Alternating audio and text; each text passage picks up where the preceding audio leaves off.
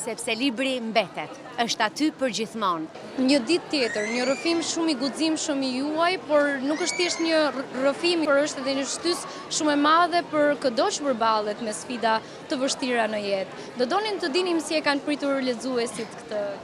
Faleminderit shumë që keni ardhur tek Stenda. E vërteta është që lexuesit e kanë pritur siç ndoshta unë nuk e kam pritur, autorja e librit. Jam nisur për të shkruar një libër të nevojshëm, një libër që e pash si dëshmi personale në fillim dhe më vonë gjatë rrugës ndoshta doli ëndra ime e vjetër, letërsia. Është një realitet që është i veshur me letërsi, po është një e vërtet.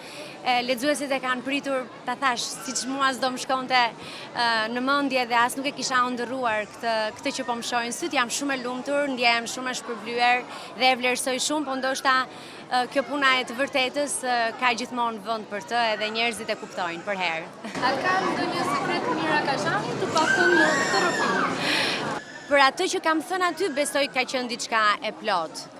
Mund të kem evituar që të lëndoj dikë, apo të mos them për shembull dialogun me mamin, se kam dashur që të mbetet një gjë private mes meje dhe asaj, se ka shumë që më kam pyetur pse unë them vetëm që po shkoj për t'ia rrëfyer asaj dhe nuk e tregoj bisedën, mendoj që na takonte mua dhe asaj dhe jo publikut.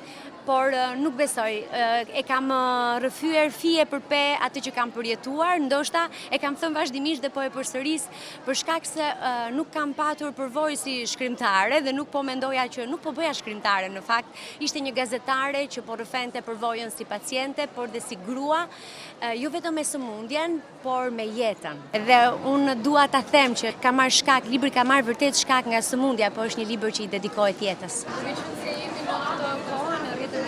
Online ku gëlon informacionin. Cila është gjëja më e pazemosshme që ka libri sot? Sepse libri mbetet, është aty për gjithmonë.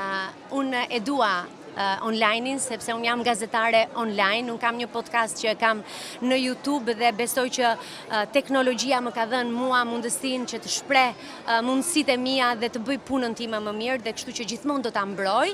Loreta, unë e mendova mirë, mund ta thoja këtë thjesht si histori në podcast, por unë e di, online pas 3 ditësh harrohesh dhe në një moment je viral, po pastaj vjen një histori tjetër.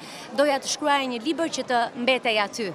Dhe kjo është e bukur dhe më vjen shumë mirë që njerëzit kanë interes për librin. Shqiptarët kanë interes për librin, është edhe slogani i Panajirit këtë vit me shprehjen e Ismail Kadares që thotë që ndërgjegja e shqiptarëve ka nevojë për libra. Unë nuk e dija që do t'ishte slogani këtë vit, por historia ime mendova që pati nevojë për një libër. Nuk doja që t'i bija shkurt, doja ta tregoja ashtu siç e kisha jetuar.